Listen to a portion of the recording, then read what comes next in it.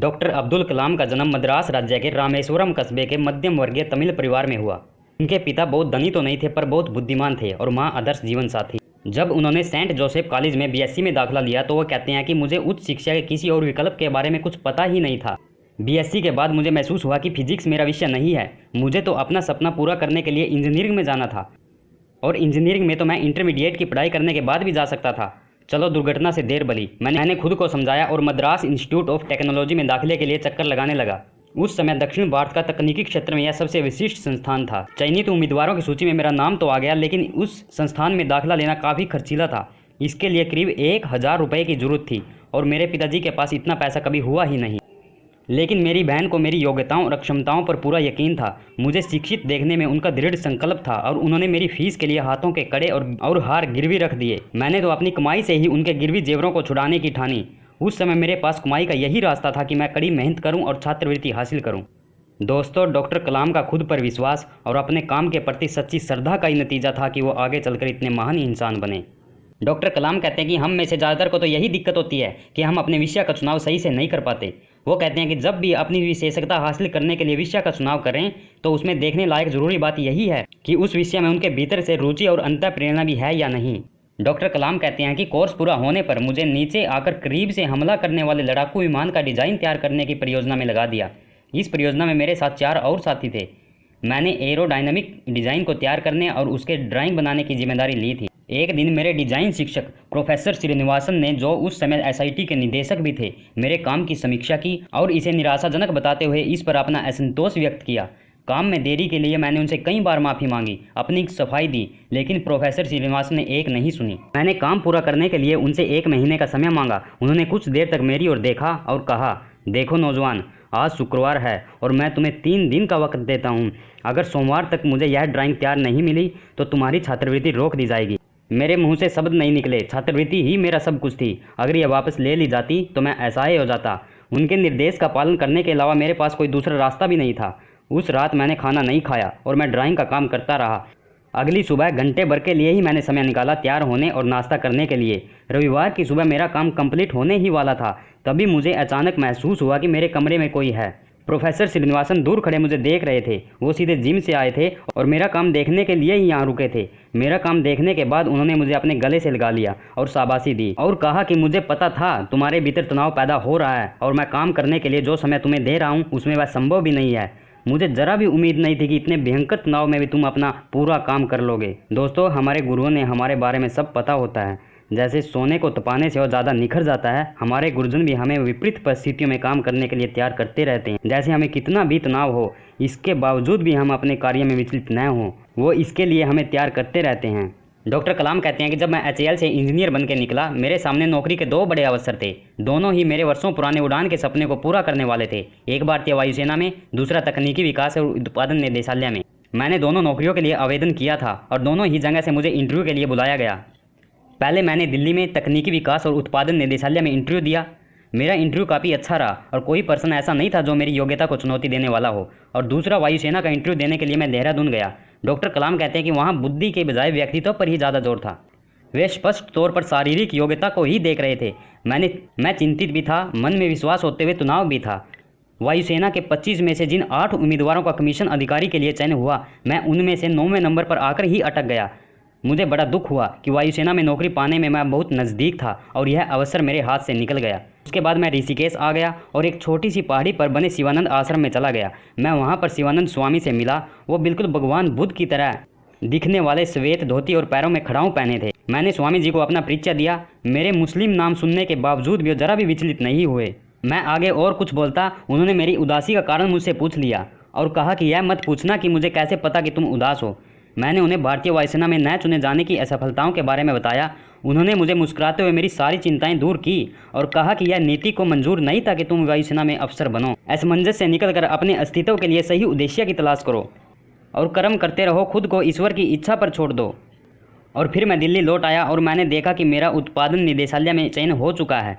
अब मैं हवाई जहाज उड़ा तो नहीं रहा, लेकिन उसे उड़ने लायक बनाने में मदद कर रहा। जब 18 जुलाई 1980 को हम रोहिणी उपग्रह को कक्षा में स्थापित कराने के लिए पूरी तरह से तैयार थे और उससे पहले बहुत से अखबार हमारे बारे में नकारात्मक ही लिख रहे थे। किसी ने लिखा कि परियोजना निदेशक का कुछ पता नहीं चला है कि कहाँ है।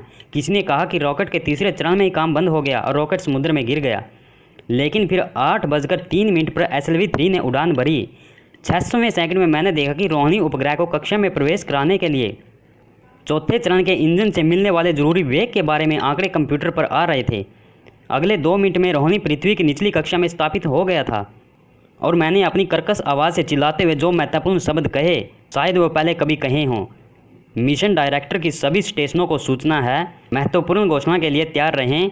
सभी चरणों ने मिशन की ज़रूरतें पूरी कर ली हैं। चौथे चरण में इंजन ने रोहिणी उपग्रह को कक्षा में प्रवेश कराने के लिए आवश्यक वेग दे दिया है। हर जगह लोग खुशी से चिल्ला उठे। जैसे ही मैं अपने ब्लॉक हाउस से बाहर आया, मेरे साथियों ने मुझे कंधे पर उठा लिया। सारा देश खुशी से रोमांचित था। भारत अब उन चुनिंदा देशों की पंक्ति में शामिल हो गया था जिनके पास उपग्रह प्रक्षेपण की क्षमता थी। सभी टीवी न्यूज़ अखबारों में इस बात की चर्चा थी। संसद में मेजें थपथपाकर बधाई दी गई। इसरो अध्यक्ष प्रोफेसर सतीश धवन ने ऐलान किया कि हम अंतरिक्ष में खोज की पूरी योग्यता से युक्त हो गए हैं। प्रधानमंत्री इंदिरा गांधी ने फ़ोन पर बधाई दी और सभी 100% स्वदेशी प्रयास पर गर्व कर रहे थे। मेरे भीतर मिली जुली प्रतिक्रिया हो रही थी। इस सफलता को हासिल करके मैं खुश था, लेकिन दुख इसलिए था मुझे प्रेरणा देने वाले, मेरी खुशी का हिस्सा बंटवाने वाले अब इस दुनिया में नहीं थे। मेरे पिता, मेरे बहनोई और प्रोफेसर विक्रम साराभाई। SLV-3 की उड़ान सफल बनाने का सारा श्रेय अंतरिक्ष कार्यक्रम के पिता प्रोफेसर विक्रम साराभाई को जाता है, जिन्होंने इसके लिए कोशिशें शुरू की। साथ ही और मेरे साथी वैज्ञानिकों को जो इस मिशन में हर समय मेरे साथ रहे। फिर मेरे पास प्रोफेसर सतीश धवन का फ़ोन आया कि हमें प्रधानमंत्री इंदिरा गांधी ने मिलने के लिए बुलाया है। मेरे साथ एक छोटी सी समस्या थी जो मैंने प्रोफेसर सतीश धवन को ही बताई कि मैं हमेशा की तरह सादे कपड़े और चप्पलों में ही रहता था। प्रधानमंत्री से मिलने जाने के लिए कम से कम एक स्तरीय कपड़े पहनने तो जरूरी थे। प्रोफेसर धवन ने कहा, तुम इस बात की चिंता मत करो, तुम तो अपनी सफलता से ही सजे हुए हो। तो हम संसद भवन की एम्बेसी पहुंचे। वहां पर लोकसभा और राज्यसभा के लगभग 30 सदस्य थे। प्रधानमंत्री इंदिरा गांधी ने SLV-3 की सफलता की बात की और इसकी प्रशंसा की। प्रोफेसर धवन ने भी सभी सदस्यों को देश में अंतरिक्ष कार्यक्रम के क्षेत्र में उत्साह बढ़ाने के लिए धन्यवाद दिया। अचानक मैंने देखा कि श्रीमती गांधी मेरी तरफ मुस्कुराती हुई बोली, कलाम, हम तुम्हें सुनना पसंद करेंगे। हिचकिचाते हुए मैं उठा और बोला, राष्ट्र निर्माताओं की उपस्थिति के बीच में वाकई मैं अपने आप को सम्मानित महसूस कर रहा हूँ। मैं तो सिर्फ यही जानता हूँ कि देश में एक रॉकेट प्रणाली किस प्रकार से तैयार कर सकते हैं जिसे 25,000 किलोमीटर प्रति घंटे की रफ्तार से छोड़ा जा सके। कमरा तालियों की आवाज़ से गूंज उठा और फिर मैंने सभी सदस्यों का धन्यवाद किया।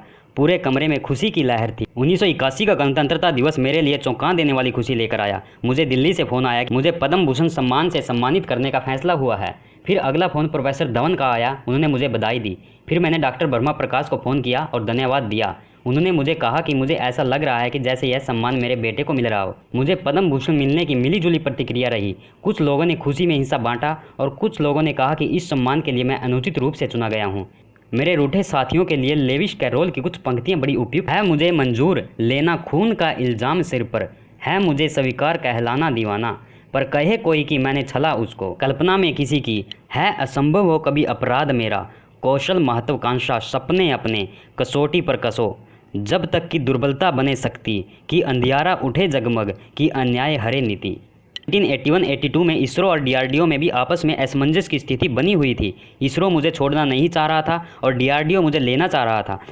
फिर आखिर में 1982 में मुझे DRDL का निदेशक नियुक्त किया गया और फिर वहाँ पर मेरे नेतृत्व में बहुत सी मिसाइलों को तैयार किया गया। डॉक्टर कलाम कहते हैं कि जब हमने पहली बार पृथ्वी मिसाइल को छोड़ा तो हमारे पड़ोसी राष्ट्रों को काफ़ी सदमा लगा और पश्चिमी राष्ट्रों को शुरू में तो धक्का लगा और बाद में उन्होंने अपना रोष व्यक्त किया। टेक्नोलॉजी से संपन्न 7 बड़े राष्ट्रों ने मिसाइल विकास के लिए अपनी टेक्नोलॉजी को भारत को देने से मना कर दिया था, पर तब तक भारत निर्देशित मिसाइलों के क्षेत्र में दुनिया में आत्मनिर्भर बन चुका था। डॉक्टर कलाम कहते हैं कि हमारे वैज्ञानिकों में अपने काम के प्रति पूरी तरह से समर्पित भाव था। VR नागराज जो विद्युत संयोजन टीम का नेतृत्व कर रहे थे, काम के वक्त में वो खाना सोना भी भूल जाते थे। जब वे ITR पर थे, उनकी पत्नी के भाई का निधन हो गया।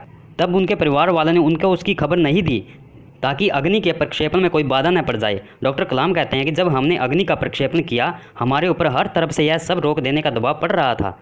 फिर वो करीब 600 सेकंड की भव्य उड़ान मेरे जीवन में सबसे सुखद क्षण था। उस रात मैंने अपनी डायरी में लिखा, अग्नि में मत ढूंढो शत्रु को भयग्रस्त करता शक्ति का स्तंभ कोई। यह तो एक आग है दिल में जो सुलगती है हर भारतीय के, सभ्यता के स्रोत सी एक छोटी सी प्रतिमा है यह, भारत में गौरव की आभा सी प्रदीप्त जो। उसके बाद नाग का सफल परीक्षण हुआ। देश का 44वां स्वतंत्रता दिवस हमने आकाश की सफल परीक्षण उड़ान से मनाया। और फिर एक दिन त्रिशूल में काम कर रहे हमारे साथी मोहन एक कविता लिख कर लाए जो हमारे चारों ओर फैले और कभी ख़त्म न हो पाने वाले काम पर थी। मैंने उनसे कहा, मैंने समय रहते अपनी सारी समस्याएं DRDL, RCI और दूसरी भागीदार प्रयोगशालाओं की उत्कृष्ट टीमों को सौंप दी हैं, जिसके चलते कम से कम मेरे सिर के बालों पर कुछ फर्क नहीं पड़ा। डॉक्टर कलाम कहते हैं कि मैं अपनी ज़िंदगी में 3 बड़े वैज्ञानिक प्रतिष्ठानों अंतरिक्ष, रक्षा शोध और परमाणु ऊर्जा से जुड़ा रहा हूं, और संयोग से इसी जुड़ाव ने मुझे 1998 में किए गए परमाणु परीक्षण का भागीदार बनाया। दोस्तों, हमारे बहुत से साथी विदेशों में जाकर काम करना पसंद करते हैं और निश्चित रूप से वहाँ पैसे भी ज़्यादा मिलते होंगे, लेकिन यहाँ हमारी सफलता पर पूरा देश गर्व महसूस करता है। जब मुझे पद्म भूषण मिला तो मेरे खाना बनाने वाले ने मुझे बधाई दी और उसकी आंखों में जो सम्मान का भाव था वो कहीं देखने को नहीं मिलेगा। और यहाँ अपने देश की महान हस्तियाँ प्रोफेसर विक्रम साराभाई, प्रोफेसर सतीश धवन और डॉक्टर ब्रह्म प्रकाश के सानिध्य में मुझे काम करने का मौका मिला, और उनसे मिलने वाला प्यार जिसने मेरे जीवन को समृद्ध बना दिया और किसी देश में संभव नहीं था।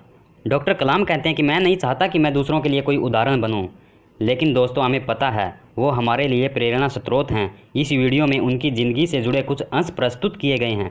इसे खुद भी देखें और अपने बच्चों को भी दिखाएं और दोस्तों में शेयर भी करें, ताकि वो इस महान इंसान की ज़िंदगी से प्रेरणा ले सकें, अपने जीवन में आने वाली कठिनाइयों का सामना कर सकें तथा अपनी ज़िंदगी में एक निश्चित मुकाम हासिल कर सकें। ऐसी ही प्रेरणा स्रोत कहानियों को सुनने के लिए आप हमारे साथ इस मुहिम में जुड़िए। आप हमारे चैनल को सब्सक्राइब करें तथा बेल आइकन को भी प्रेस करें ताकि नोटिफिकेशन समय पर पहुंच सके। जय हिंद दोस्तों।